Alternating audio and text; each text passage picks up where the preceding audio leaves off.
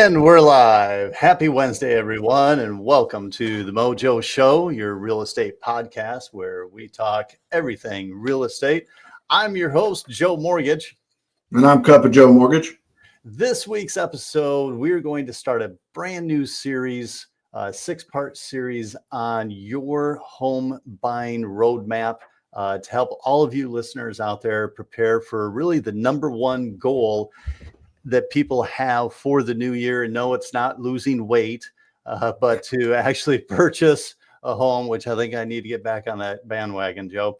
But it's to purchase a new home. This series is going to take you from getting, really ready and preparing for looking at purchasing a home, which is what we're going to talk about today, through applying for a loan, getting pre-approved, all the way to the very end of your closing, signing all the documents and getting the keys to the new home and everything in between.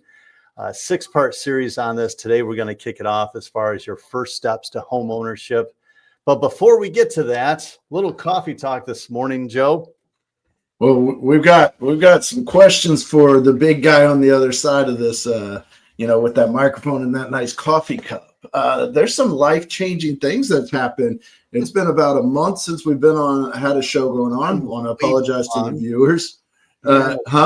Yes, it's been way too long. Apologize to the viewers. We 1 week led to the next of being out of town and out of state, travel, meetings, everything else. But we have some exciting things to find out about from our my co-partner over here, my co-host.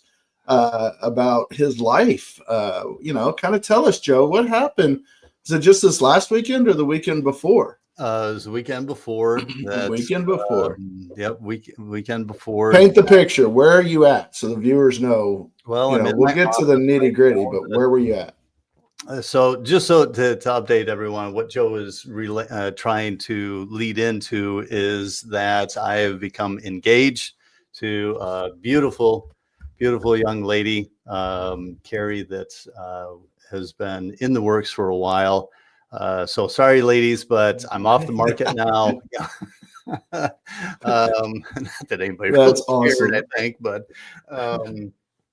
we went to. I flew us to into San Jose, California, and then we drove down a little over an hour south of there is Carmel. And for any of you that have ever been to Carmel, you know that it's so beautiful there. I mean, I've been to, I've traveled all over the United States. Granted, there's a couple of places I still want to go that I haven't been, but Carmel is just so beautiful. Right there on the ocean, on the Pacific, the beach, and over to the side over there, you can see the Pebble Beach golf course as well.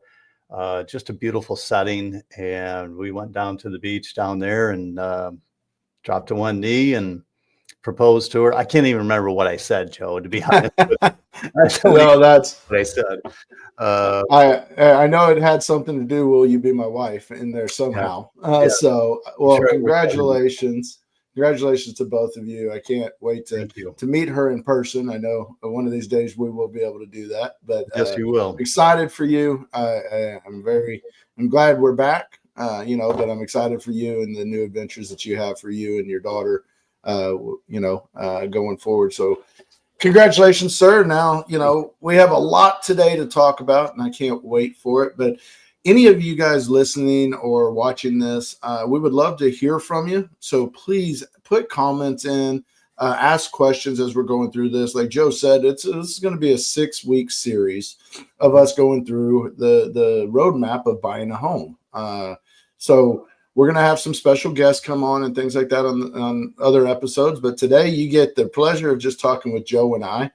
And, kind of going into it, Joe, can you share with people what are some of the steps in preparing to purchase a home that, that not everybody thinks about before they start trying to get pre-approved, before they start talking to a real estate agent? What are some things that, in your opinion, they need to make sure that they're prepared for? Those that call you and I and are looking to purchase a home, say 6 months down the road or what have you, I love those phone calls because that tells me that these are smart people. They're trying to really prepare ahead of time instead of, 2 weeks before their lease is up on their their apartment that they want to purchase a home. So the Right. things that I always tell them is, look, credit, budget, and savings. Those are really the three things that you need to look at initially in preparing to, get ready to buy that first home. Those are the first steps, right? So your credit, you can always go to, freecreditreport.com, get a credit report for free, pull that down, take a look at it, see where you stand with all three bureaus, Experian, Equifax, and TransUnion. See where you stand with them, because whatever the middle score is on those three, that's the one that we're going to use. Okay. You'll also be able to see what we call trade lines, or, each one of your credits, what is credit cards, student loans, car loans, all those. You'll see standings on those. You'll be able to see if any are in collections or, derogatory remarks on them or any of that good stuff. So be able to plan ahead on that and needing to fix any of that stuff, right? Your budget is very important. You need to be able to put together a budget. I mean, if you're, give me an idea. I always ask people who, especially first-time home buyers, what is the rent that you're paying right now? Yeah. 1,800, 2,400. What? Okay, how comfortable is that for you, right? So, can you afford more? What's the top end that we don't want to go beyond, right? So, put a budget together to be able to know what you can afford. And then, and I would say on that budget, just touching on that, Joe, yeah. Have a high end, have a middle ground where you're comfort, and have a low, because we deal with a bunch of people that are renters, and you maybe been renting in the same place for a long time, and you kind of had a rent control where they didn't jack it up. There's a big payment shock from going from $1,000 a month in rent to $2,200 on a home payment. Absolutely. So make sure that they're budgeting for that.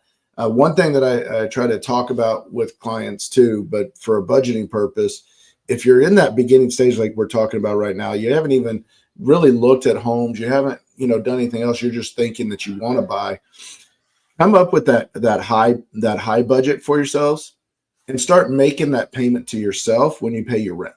That's a good one, Joe. One thing that I've tried to teach people is if you can do that, one, that saves up money quicker for your down payment.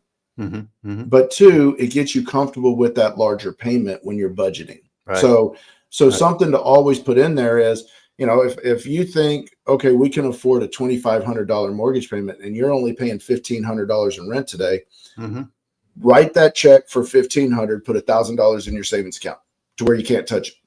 Right. That way, can we afford that $2,500 payment? Because it's a big shock. It's less going out to fast food restaurants. It's less eating out, that you start to see, are we going to be able to do this the right way? So it's just a little tidbit on that budgeting part in the very beginning. And that leads into the savings, right? That the third point here, as far as savings go. And keep in mind, folks, when you're setting that money aside, saving, budgeting, to be able to use the money for the purchase of this home, keep in mind, it's not just the down payment. And we'll talk about down payments here in a little bit. It's not just a down payment. It's also the closing costs that are related with the purchase of the home. So you have both down payment and closing costs, both of those, right? Need to save for. Now, that may sound like it's a lot of money, right?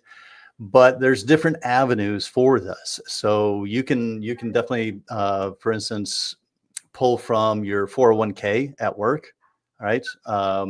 There's also gift funds that can be done through family. If mom and dad or, aunt, uncle, whatever, want to be able to gift you some funds to be able to help with this purchase. So there's a lot of different options there than just your savings account, right? One thing I'm going to put out there, and this happens a lot, is don't pull cash out and keep it at your house in a safe. Please don't do it. Okay? Because having cash on hand is awesome in life, but it is horrible when you're going to buy a house. So make sure that you guys understand, don't put cash in your safe. Don't put cash in a safety deposit box. Keep it in a separate savings account. Put it in a CD. If you want something to where I can't touch it, Right now, I think there's some CDs out there, and please don't quote me. I'm not a banker, but I want to say there's some in the 3s and 4% for, terms that could be acceptable. But even if you're earning only 1% or 2% and it locks it up for 6 months, okay, fine. That's 10 grand that you could earn a little bit of money and have 6 months to where you can't touch it at all. Right. If you're somebody that needs that, strictness of saving. So if you have, some that you're wanting to know, can it be used for drop a question down below. We'll be glad to answer it. If it's something that can be used or not. There's also for first-time home buyers that there's some down payment assistance programs that you might be able to qualify for. We'd have to kind of see, right? So there's definitely some things there to consider as you're preparing for really the next step, which Joe is really getting pre-approved, right? Or the loan application going through that. This is where a lot of people get kind of tied up. What do? I need to talk to a real estate agent. You can go either avenue at this point, where if you have somebody, a real estate agent, a friend, somebody that you're going to use in their profession as being a real estate agent, by all means, talk to them after you kind of know where your credit and things are. Joe, you brought up a good point of pulling your credit. There's ways of pulling your credit. Credit Karma, guys, just kind of backtracking for a second. Credit Karma is good, but it's not going to paint you the picture that we see. Right. And, you don't need to be the expert of it. So if you're using Credit Karma and you're seeing your credit scores and your payment histories and all that stuff, and you're in the, let's say the mid 7s, you're probably fine. And your score will probably be either in the low 7s or the high 6s when we go to pull it a lot of times, because Credit Karma is showing you more of like a car loan credit purchase, or sometimes credit card purchases. There's different ways that the FICO scores are done. So just like Joe said, if you want to pull that free annual to get your information, that's great too. But Credit Karmas can be good for certain purposes. Just don't be stuck on, my FICO score is a 780 when we come back and we say it's a 710. Just because there are different scoring is what it is. And if you want to learn more about that, one of our previous episodes from back in April, you can go on our YouTube channel if you want, and there'll be an episode there. We had Brian Quinn on that went through as far as the different scoring systems and stuff to be able to look at. So it's for a better explanation on that. But I know for you and I, Joe, in having someone fill out the loan application, one of those steps is pulling the credit, but you and I always do a soft credit pull. Yes. Right? And hard. And the reason that it's nice for people to do a soft credit pull is it stops people from getting your information. Now, we don't sell information as a lender, but credit bureaus, when you have your credit pulled, they sell what's called trigger leads. So when you do a soft pull, you're not getting those random phone calls from all these companies that really are not professionals, in my opinion, because, there are some that work there that are professionals. Don't get me wrong. I don't want to pigeonhole everybody, but they work off of leads versus relationships. And relationships, the way Joe and I do it is awesome, because we're going to sit there. We're going to take time to get to know you. But filling out the loan application, kind of got us off track. Sorry, Joe. Filling out the loan application is very important. Lenders that have different portals to fill out loan applications. And I would say, you guys, when you fill out a loan application, put in there the correct information. You want your residency. If you haven't lived in that apartment or that house that you're renting for 2 years, put in there the year and 10 months, and then do the other address. It helps us when we're making decisions and getting you pre-approved to have the correct information. You don't want any hiccups to come up later. Same with your employment, right? If you haven't worked there same with your employment, right? If you tell me that you worked there for 2 years and it's really 1 year and 9 months, let's put the 1 year and 9 months down, right? Yep. Same with the hourly wage. I mean, if you get paid $36 an hour, you tell me, and it's really $36.18 an hour or $35.68 an hour, put the exact amount in. The better numbers you give us, the better we're going to be able to help you. Yep. And with our system, the nice thing is it asks questions. You're not just filling in information. It asks you questions to fill it in. So it helps a lot that way. But one of the things in ours too is that opt-out pre-screen. And that's why we do soft pulls first, because in our application, when you're filling it out, you're going to be able to opt out of that information being, basically it puts you on the do not call list for all those telemarketing type of calls that you would get when your credit's pulled. But that's why we do a soft pull first. Make sure you fill that out. It's not saying you can't go and find other lenders and try to shop it. It's just stopping the hundreds of phone calls that you get from all these random internet type lenders or these call centers. That's why you want to fill out that opt out.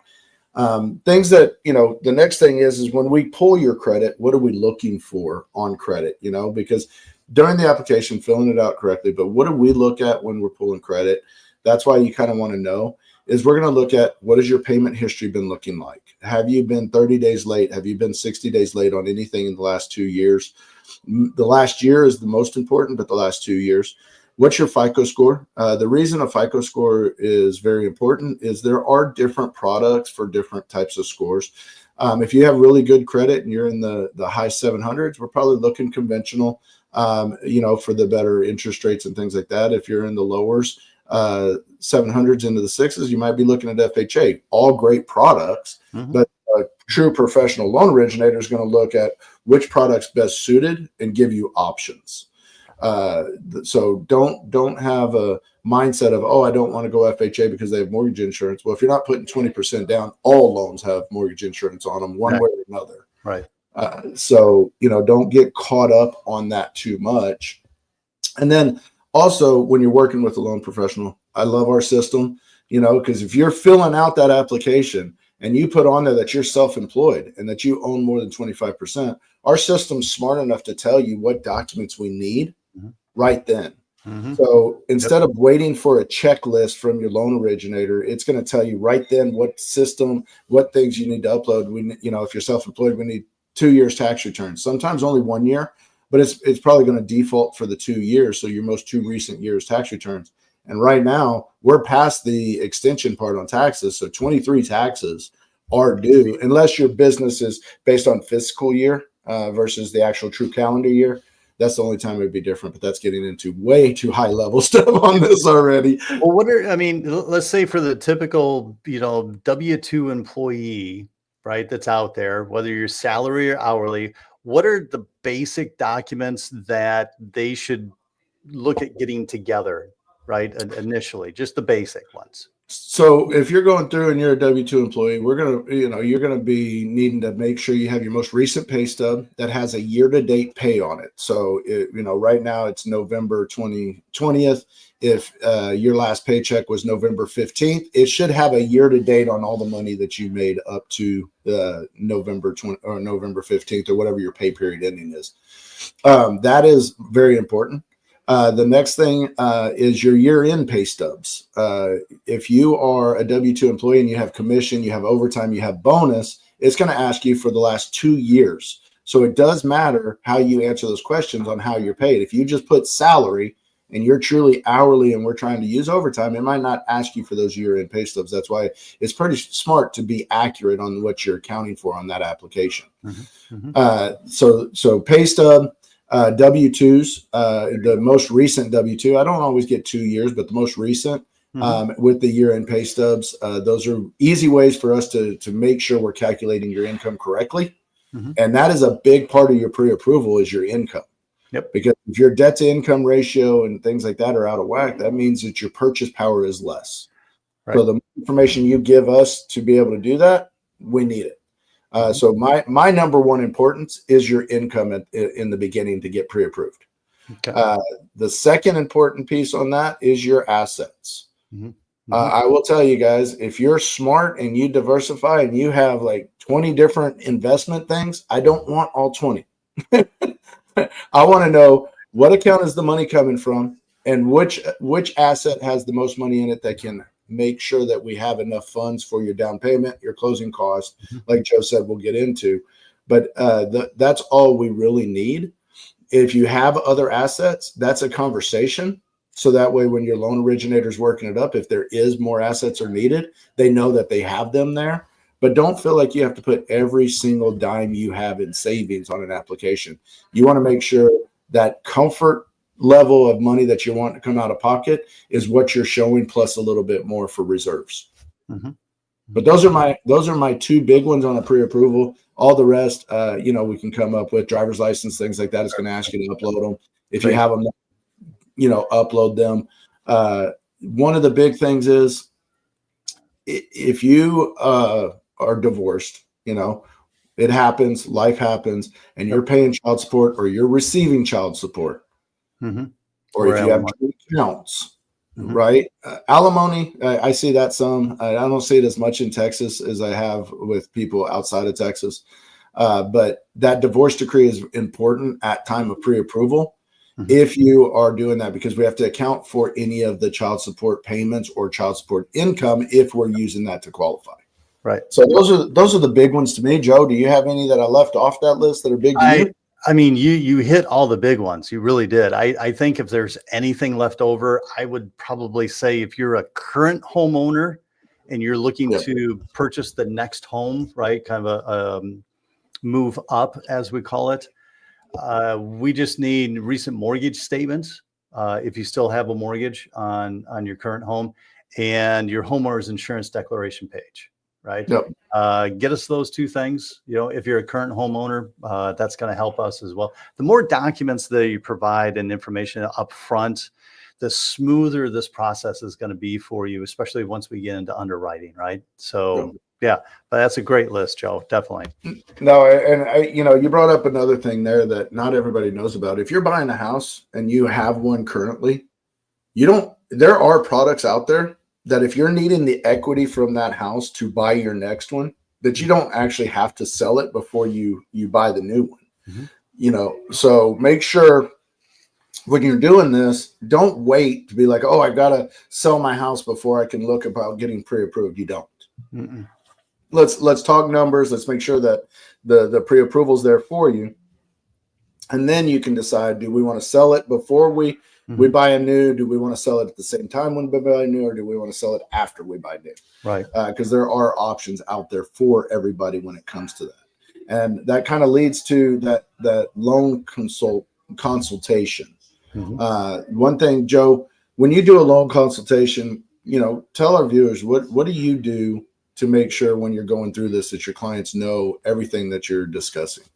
So for me, what I do, and I just did this the other night, is I end up sending them a link so that we can get online together instead of just over the phone, right? So we get online together so that I can share my screen with them. And then I'm able to actually show them the actual numbers in our software, right?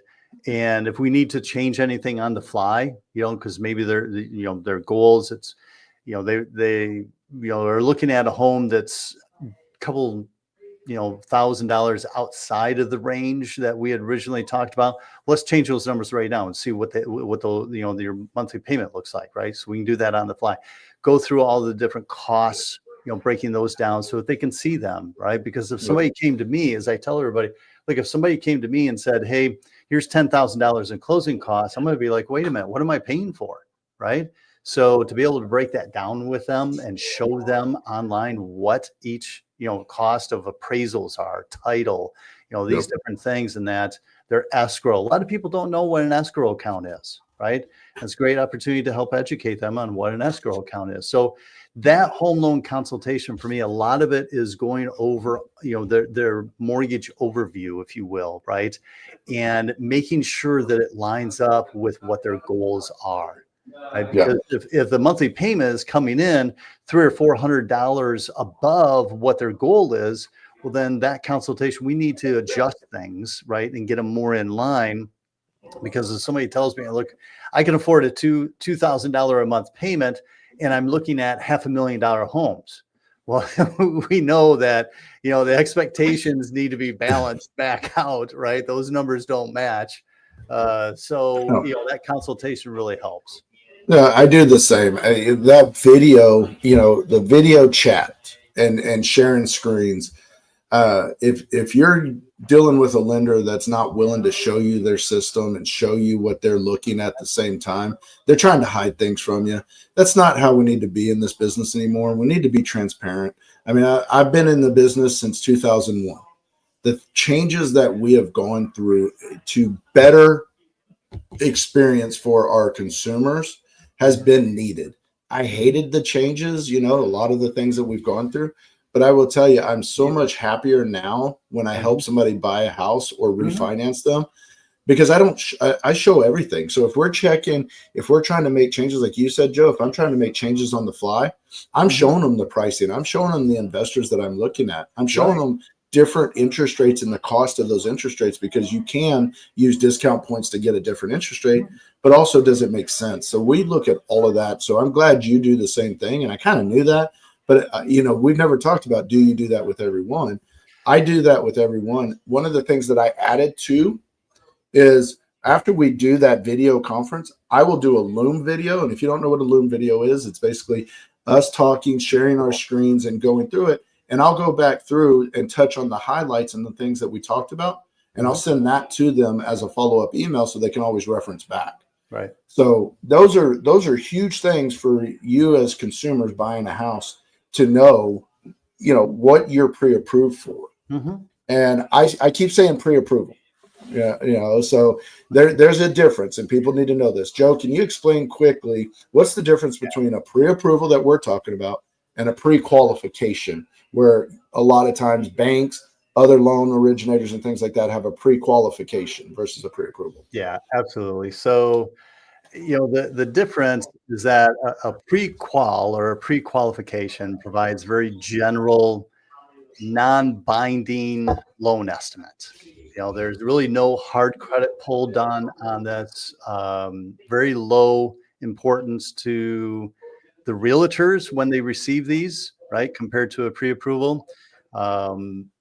And a pre-approval is more significant. It dives deeper into details, provides specific loan amounts and down payments.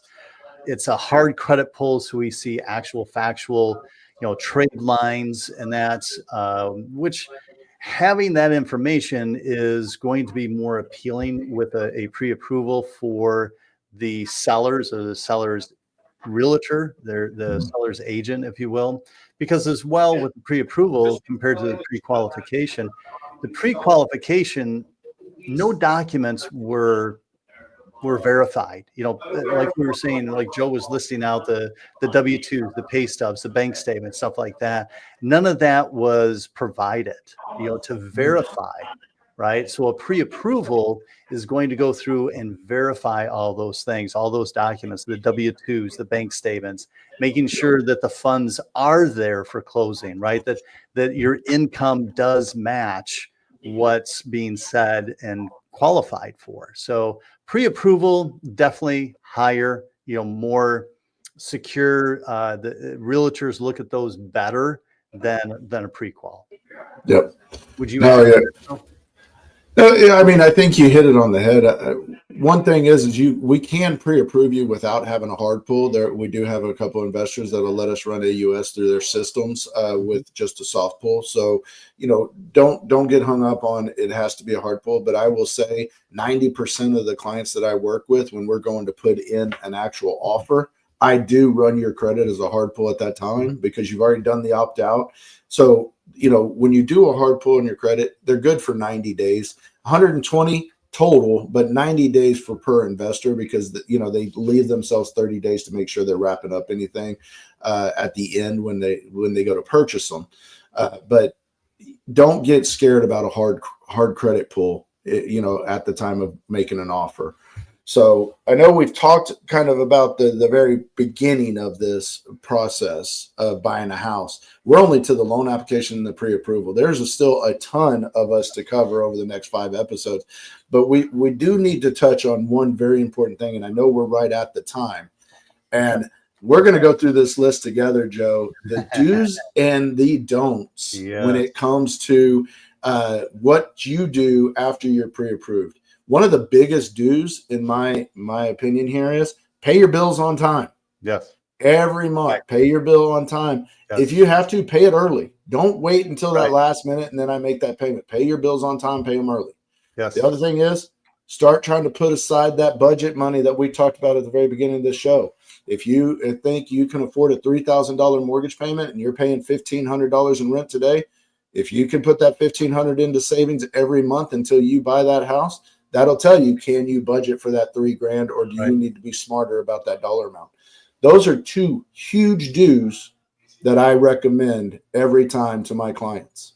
Now notice there's only two real big dues that I put it out there. We have probably about 10 don'ts. so we're gonna go through this, Joe. What is in your opinion, what is a big don't for you? Don't change jobs. Please don't do this.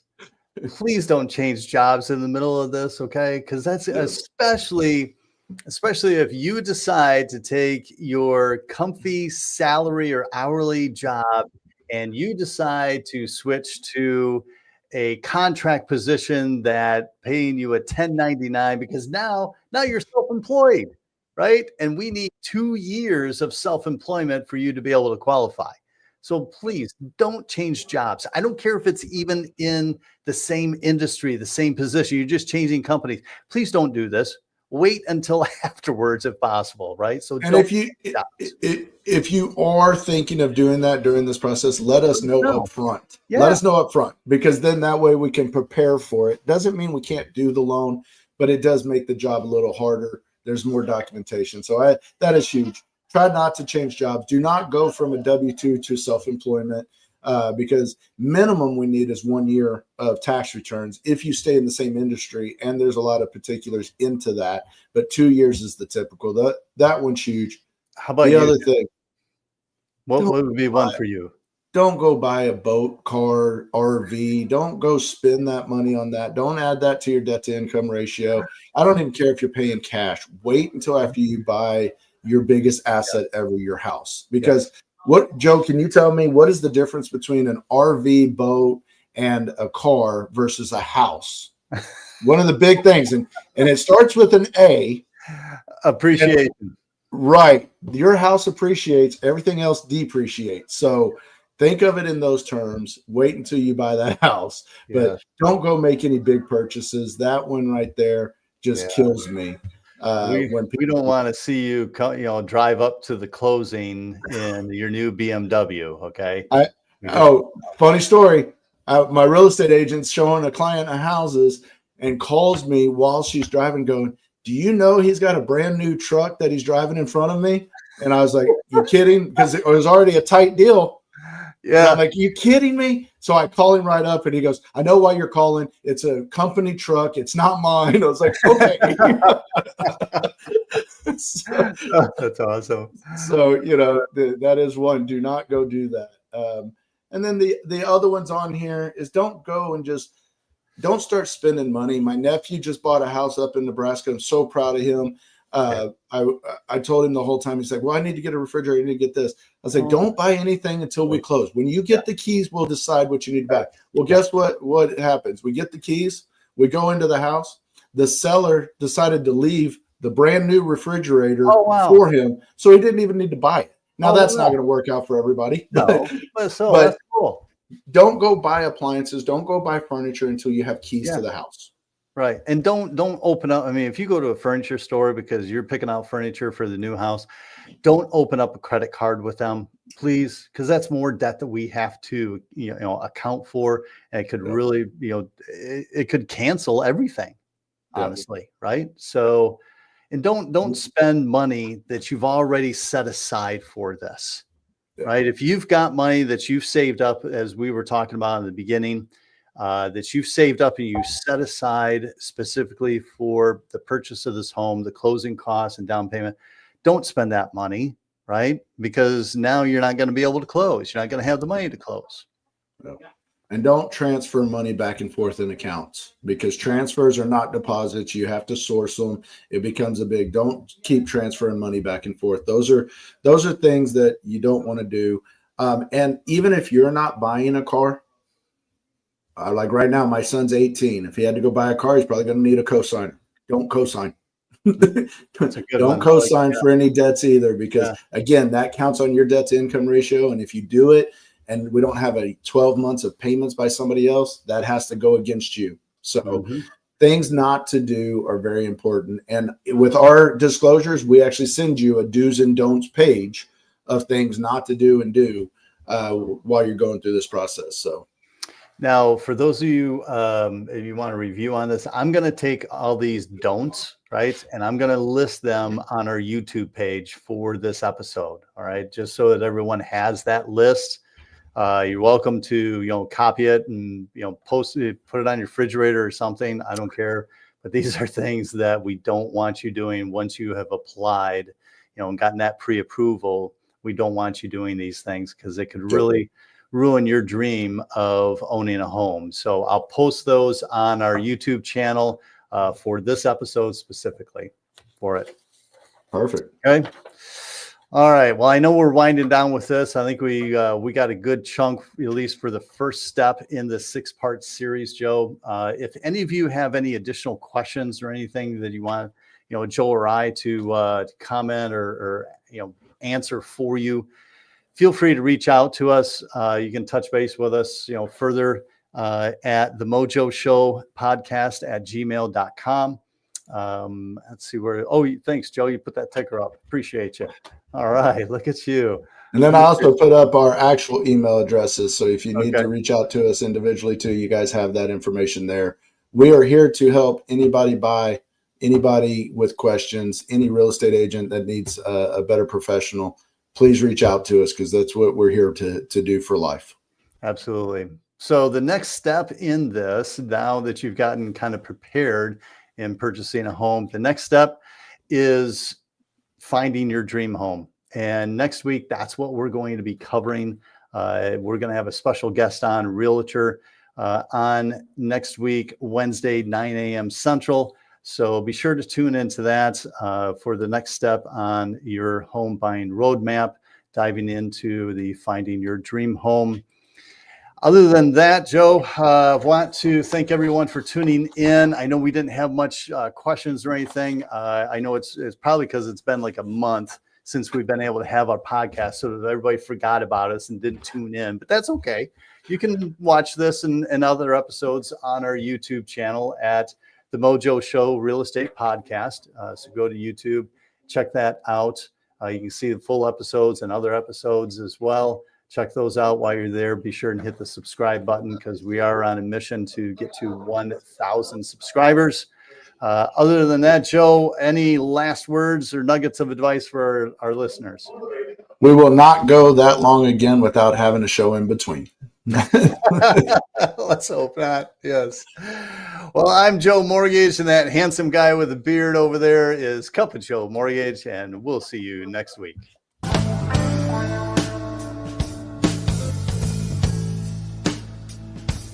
Mr.